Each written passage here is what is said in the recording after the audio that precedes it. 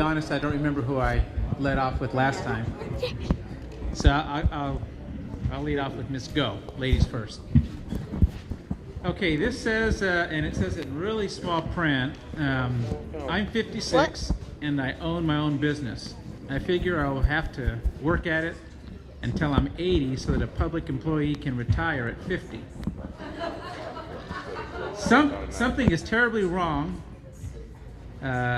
and there is a serious rift growing between the private and public sector that will tear this country and state and county apart. Do you plan to deal with this?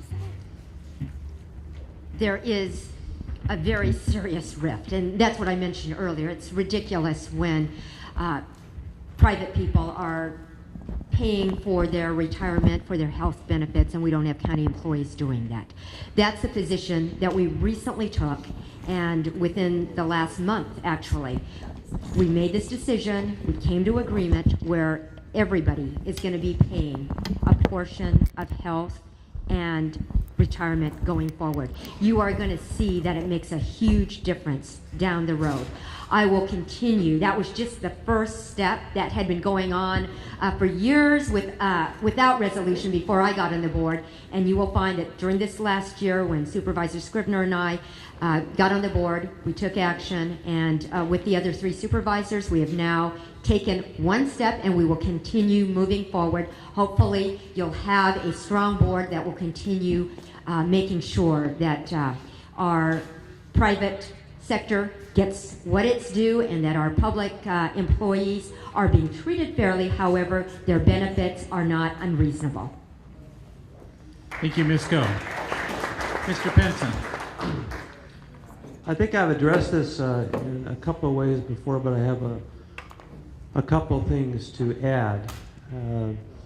Karen mentioned about treating employees fairly, and I think what the principle I have is that what treats employees fairly is to compensate them as closely as you can to what is offered in the private sector, so that there's a competition there and it's an honest competition. It's never going to be perfect, but to me that's the standard of public employee compensation and benefits. Second thing I want to add that I didn't have the opportunity to say before on this issue is that what we have created, and I think we see it in Greece, and I think we see it at the Board of Supervisors meeting when the SEIU people attend en masse with their purple shirts, is that we have created a system, our elected leaders have created a system, where the public employees do not have a stake in the well-being of the American economy. They don't have a stake in the growth of the American economy. And let me explain. If you have a 401k or you have an IRA, which a lot of people do these days, you have a personal stake in the growth and the health of the American economy.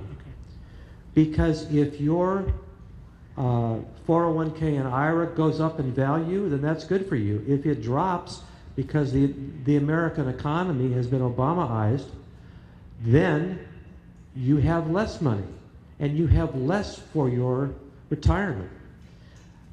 Presently, if you're a public employee, it doesn't matter what happens to the private economy because you have an entitlement. You got a defined benefit, and you're going to collect that from the taxpayers for as long as you live, regardless of what happens to the private economy, regardless of whether there's 4% unemployment or there's 20% unemployment.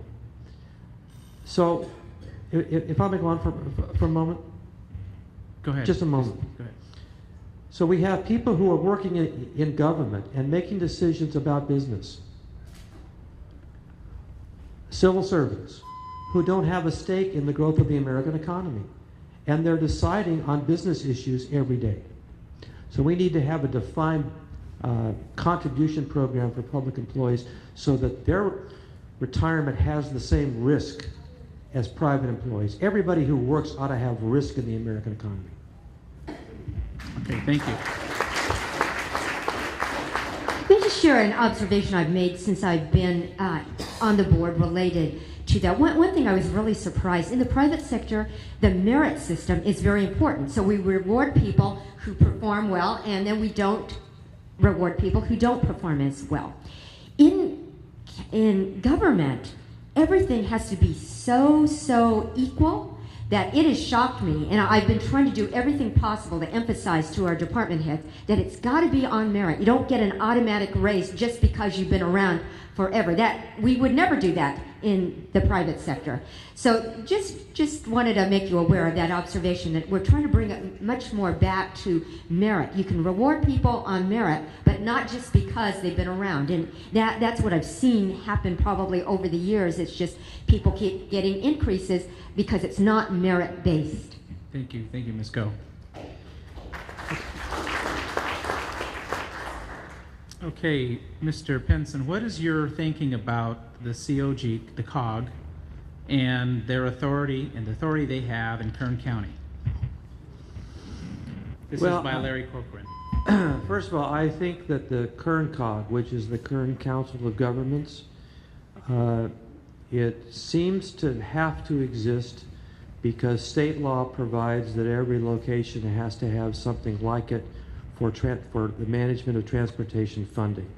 So unless the state law changes, it seems to me that it has to be there, whether we want it to be there or not. Second thing I want to mention is that I'm not really in favor of any of these kind of regional bodies. And one thing that Kern COG does every year, and I went to it this year just to see what was going on, is, well, Kern Council of Governments has memberships from all the incorporated cities in Kern County, maybe some of the special districts, and the county itself. And every year it has an awards dinner. And this year it had an awards dinner at the Petroleum Club a couple of months ago. So I went to sort of check it out, and they gave awards to different people in government and different people in private industry. And I thought it's not really a legitimate function of a government agency to be giving out awards and to having an award dinner. The legitimate function of government is to provide services and infrastructure. And so the Kern COG thing needs to be limited to what is really mandated by state law and that legally we have to do, and it shouldn't be holding awards dinners every year to kind of curry favor with whoever it is they want to curry favor with. Thank you, Mr. Pinson. Ms. Go. Mr. Pinson is right that we do have commissions and groups that are mandated by state law, Kern COG being among them. Here's what I would encourage us to do. I would encourage all of you to get involved on our boards and commissions. That's how you can make a difference. We have the power as on the board to actually appoint people to the various boards and commissions, and I would just encourage all of you to let your voice be heard by coming forward and being willing to serve on those commissions. They're not paid, they do take a lot of time, but to be able to get your voice out there, we need those of you to come forward and volunteer for that. So would love your participation. Thank you, Ms. Go. So, Ms. Go, can Kern County drug test recipients of state and federal benefits it dispenses to exclude these are folks that are taking drugs? So can Kern County drug test recipients of state and federal benefits to exclude those that are taking drugs? You know, certainly I personally feel that why not? We do that in the private sector. It's absolutely a requirement. We do that to a certain extent in certain departments. I want to keep pursuing that. Right now we've hit a lot of obstacles where we just are not able to do that. I don't see why it should not be done, but I know that we have hit obstacles. I want to continue just trying to get through those obstacles. Right now we cannot do that, but personally, do I support that? Absolutely. Thank you, Ms. Go. Mr. Pinson? Yeah, I have to say I don't know if the county can actually do that. I don't know what the federal law or the state law mandates, but I do think that it should be done because I think we have a drug problem and that public money should not be used to feed people's habits for drugs. And We have to, anytime we were going to hire anybody at Occidental, they had to do a drug test, and we had random testing in the field because of the dangerous nature of it. I think that the reason why we don't have drug testing for welfare recipients is because the political left wants more people on welfare. It wants more people on welfare who are dependent on the government and who will elect liberals and leftists to political office. I don't see that there's any other reason why we don't have it. Thank you, Mr. Pinson. So this is a perfect follow-up then. Mr. Pinson, are you in support of medical marijuana, which if taxed would bring in millions in tax money and save millions in prison cost? Nora Weber. Well, I don't think any tax should be raised. I think the medical marijuana and taxation are a separate issue. I think that the more that we have taxed, the more that the government just spends it. And we have a state government that is completely irrational, out of control, and is, as I said, controlled by a coalition of public employee unions, trial lawyers, and radical environmentalists. So I'm not in favor of any tax increase that would continue to feed that until perhaps they get the sense or there's a crisis and they really have to reform. On medical marijuana, I can see where people would have to have the use or need the use of marijuana for medical purposes. I think what we have now is we have a conflict between the federal and the state law, and I prefer that this be handled as a state matter, but that we change it so that marijuana or its byproducts are really dispensed by pharmacies under doctors' prescriptions. Otherwise, there's a tremendous opportunity for abuse. That would, to me, it would be like any other prescription drug. Very good. And I'll just say that I'm feeling fine myself these days. Thank you, Mr. Pinson. Ms. Go. I too am not one for raising taxes. What do we do on the medical marijuana issue? If you've kept up with the decision that the board made, we took a very, very firm position and tried to close dispensaries. The people overturned it through the signature gathering, and so it's going to be up again on during the June election, and you will have a choice there. What we were able to do to try to move this ahead was to put something before the people to limit the number of dispensaries. So what we have put on the ballot is the limitation to industrial areas, and then not within a mile of churches or daycares, or we didn't want concentration of dispensaries, so they would have to be at least a mile apart. But moving them out to the industrial areas will make a big difference. Do I believe that we want to allow limited use for people? Many people have come forward who have said that it really does help them. And I do think that some people get help from alternative medicine.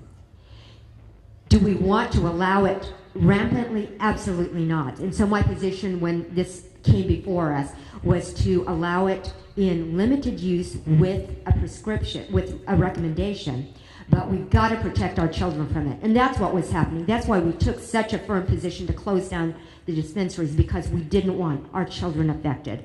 And I will continue to do everything possible to protect our children, to protect crime. We will ask for your support as we go forward in June and get the voters out there to carefully examine what we've put forward to the people. Thank you, Ms. Go. So, Ms. Go, how can the city of Bakersfield and the county share fire services rather than have separate fire departments? City, county, I have been so puzzled since I've been on the board why we cannot work together in more areas. In fact, I went and had a meeting with Mayor Hall to say, what areas can we find where we can collaborate more? We have explored various, we've asked our fire department to bring forward what can we do to try to contain our costs, what can we do to be more efficient. At this point, I don't know really what can be done. There appears to be a long history of division, and what I just keep doing is just pressing, asking those questions. Certainly we have appointed a new fire chief, and the reason we appointed the one that we did is because we felt that he had the vision to be able to take us to the next step, to be able to be responsible, to be accountable, to try to contain costs. Those were the recommendations that he brought forward. I certainly would not be one not to consider some closer collaboration so that we can limit our county government and our city government and government in general. Thank you, Ms. Go. Mr. Pinson? I would favor a consolidation of fire services between the Bakersfield City and the County Fire Department in metropolitan Bakersfield. I don't think it makes any sense to have two systems that, and these we have city county islands within the city. We need to consolidate and make it more efficient, less costly, more responsive. The reason why it hasn't happened, I think, is a turf battle. Some people are going to lose their jobs. The unions don't like it. So it's another one of those things, if I may repeat myself, that takes political leadership, political will, leadership, and 3 or 4 votes, depending on the matter, on the Board of Supervisors. And it takes people with a steady hand and a commitment to do those things, regardless of somebody's turf or whether people are going to lose their job. We've had, if you lived in this community, as I have since 1981, we had a tremendous amount of mergers of oil companies. And people lost their jobs, and nobody wanted to lose their jobs, but it made everything, it made the petroleum industry more efficient. It made it work better, it made the jobs more competitive, and it brought a better return to the shareholders, and at the county government, it's the people who are the shareholders. I would also look at consolidation and only having one system of animal control in Kern County. We've got a city system, and we've got a county system. It doesn't make any sense to me. Have one Kern County animal control system with strategic places in places like Ridgecrest or Taft, and that really you can avoid the duplication and actually serve people better. What we have now is one of the, as I mentioned earlier, these are vestiges of the 1940s at best, and nobody's looked at them or taken leadership, political will to fix them. Thank you, Mr. Pinson. So, Mr. Pinson, why can't Lerdo be taken over by a civilian management? It's being done in other areas and very effectively. Larry Cochran. Well, I don't know, because I haven't looked into civilian management of Lerdo. What I do know about what is currently before Lerdo is the prison realignment, the AB 109 that is a result of the crisis or the Supreme Court case, U.S. Supreme Court case, that a lot of prisoners had to be released from state prison.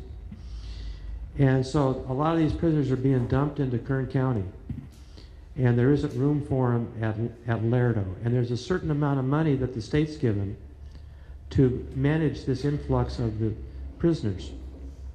The sheriff has a proposal, a feasibility study, to build a new prison, and I've talked personally with the chief of police in Taft.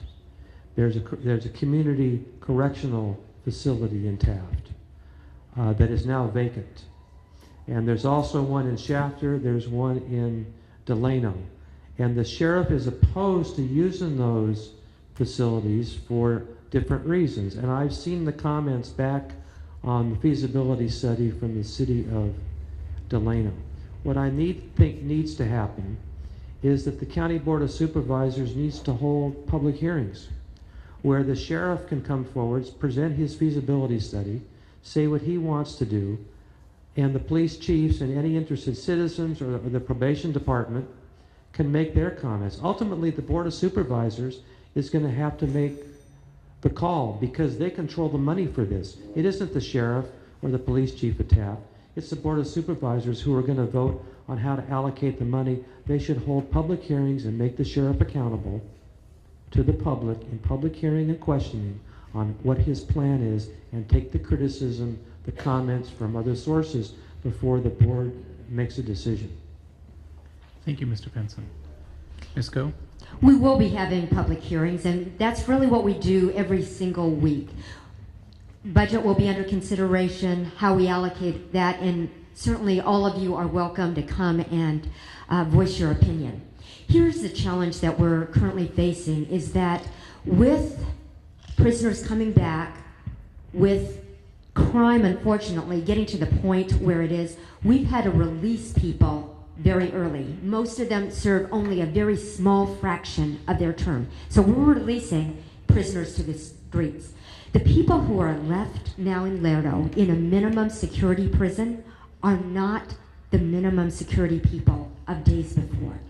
These are people who have committed serious crimes that have hurt your children, our neighbors' children, that have violated your personal rights. We are looking at a very different era than before with the prisoners who we currently have. There have been these questions about community correctional facilities, and right now, the population that we have, only about 15% of them are minimum security people. The community correctional facilities are dorm style. We have right now gang members. We could not house them together in these community correctional facilities. Certainly we're continuing to look at those, but the studies that I've seen thus far, I'm beginning to better understand the challenge. It's not quite as simplistic as it looks. On the surface, I initially would have said, by all means, let's put them in these CCFs. But now as I look at the numbers, with the types of criminals that we have, we can't just house them together. So there are many challenges that we still have to look ahead. I'm open to finding how do we do this efficiently, but I will say in the studies I've read thus far, it's not quite as simple as appears because of the types of prisoners that we now have. We've let all the other ones go who can actually be housed in facilities that are dorm style, and now we're left with very serious criminals in minimum security prisons. Thank you, Ms. Go. I've heard Sheriff Joe. I've heard Sheriff Joe up here. So we're going to do the last question here, and then give you guys 3 minutes apiece to kind of wrap. This goes to Ms. Go. The final question here: are you in support of what seems to be a constant abuse of the city and county law enforcement driving same vehicles to their homes? I was just reviewing the ordinance yesterday. County vehicles need to be used for county business. We have to figure out a way, and this is part of the whole accountability system. We're having reviews done on what this really costs. There are times when perhaps it will be more efficient, and this is where, again, things aren't quite so simple as they look. But are there better ways where we can really monitor the use? I will not in any way condone usage that will be a waste of our taxpayer dollars. If a county vehicle needs to be taken home because it's ultimately going to save us money, then there would be some merit to that. But these are the kinds of things that under our new fire chief, we are looking at and scrutinizing carefully. We cannot have some of the past practices of county vehicles being used for personal use. That is absolutely wrong. We have to be able to use our county vehicles responsibly. Take your taxpayer dollars, use it responsibly. But again, I don't want to provide a simplistic answer, because as I'm on the inside, I can see that perhaps in certain cases it would be saving us money. So we want to do the thing that will best save you money and be accountable to our taxpayers and use your taxpayer dollars wisely. Thank you, Ms. Go.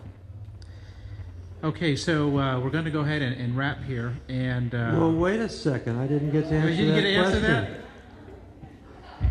that? Well, there you caught me. I'll just say that I agree completely with Supervisor Go and what she said on the issue. I think that we've seen the abuse, the lack of accountability recently with the library director, with the fire chief, and all the things we don't know about because they haven't been reported yet in the Bakersfield, California. And I think it has to do with 32 department heads who really can't be accountable because they each report to 5 different people, and they have structure dictates behavior. So we have to reform it so there are fewer people, department heads, who are actually overseen by the Board of Supervisors. Also, I think that in government agencies, there can become a certain coziness on the Bakersfield City Council and other places between department heads, public employees, and the elected officials. The elected officials need to understand every day, every moment, that the people are standing behind them, watching what they're doing, and that they're representing the people, and they're not having a coziness or an alliance with the people who in civil service, they actually direct and work for the people. What we have become, particularly with the union issue, is we've had a reversal. We have the employees who are managing the elected officials. We no longer have the elected officials managing the employees.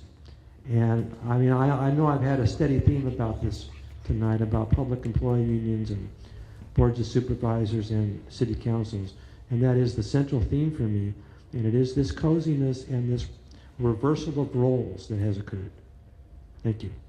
Thank you, Mr. Pinson. Now we'll go ahead and allow you to make your final remarks here. We've got 3 minutes apiece is what we're going to allocate. So we'll start with you, Mr. Pinson. Well, again, I want to thank everybody for being here, and I hope the pizza was good because I never got any. This has been a real treat for Cindy and me to be here tonight, and Tea Party to me is very important because it really led the restoration of American values and institutions that resulted in large extent in the 2010 election, and I think we need to keep going because we can't rest, because there will always be challenges and there will always be assaults, and liberals win the election and then they keep going because they're the party of government, and conservatives of every stripe, they tend to win the election and go back to work because they have jobs, so they don't have the time and the attention. So Tea Party and Tea Party people need to keep going. I would like to close by mentioning that a couple of people in public life these days really inspire me, and 2 of them are Congressman Paul Ryan from Wisconsin, the chairman of the House Budget Committee, and another is Governor Christie of New Jersey. And I think all of you have followed enough of public policy and politics that I don't have to explain much to you what they've done. Congressman Ryan on the federal budget, and Governor Christie of New Jersey on public employee unions. And what they inspire me that they do is they are thoughtful, they're smart, they think things through, and then they propose and they lead, and they're absolutely unswayed by the bombardment that they get from the Obama administration and the political left. And we need that every place. And that's what I would be committed, what I am committed to bringing to the Board of Supervisors. I'm never going to be the governor of New Jersey. I'm never going to be as young and handsome as Paul Ryan. But I will make that stand here, and I will make it regardless of fair or unfair criticism. I know what I believe, I know who I am, and I've offered myself in this election to serve the people and apply those principles that I've stated to you here tonight. Thank you again for attending. Please vote on June 5th. Tell your friends to vote on June 5th. If you or your friends are going to vote for my opponent, the election is on June 6th. All right? Thank you very much. Thank you, Mr. Pinson. Ms. Go. I am so thankful for our great country. Aren't you? Yes. Yes. Every day I wake up and I'm just thankful to God for the opportunity that I've had to serve our community. I wake up in amazement. It's like I get to do this again. And for me, being able to focus on jobs this last year, I want to continue that effort to make sure that we have an economy that's going to grow and thrive. I want to continue to work on reducing crime and substance abuse, providing education for all our children through partnerships, making sure that we're fiscally responsible, making sure that government is limited and that we're only focused on doing what we should be doing, and then making sure that private enterprise has room to grow and thrive, that government gets out of your way. I hope that all of you will join me in moving forward and in serving our community. I can see just in visiting with all of you that you are patriots. And somebody mentioned to me, you know, as somebody who was born overseas coming over here, I know the Constitution. I love our Constitution. I hope you love our Constitution. And together we can continue to serve our great country on the local level. Let's unite in love and service to our community. Thank you. Thank you very much. So on behalf of the Bakersfield Tea Party, we'd like to thank you so much for making the time to come and visit with us and share your thoughts. We truly appreciate what you've done tonight. Thank you. Thank you.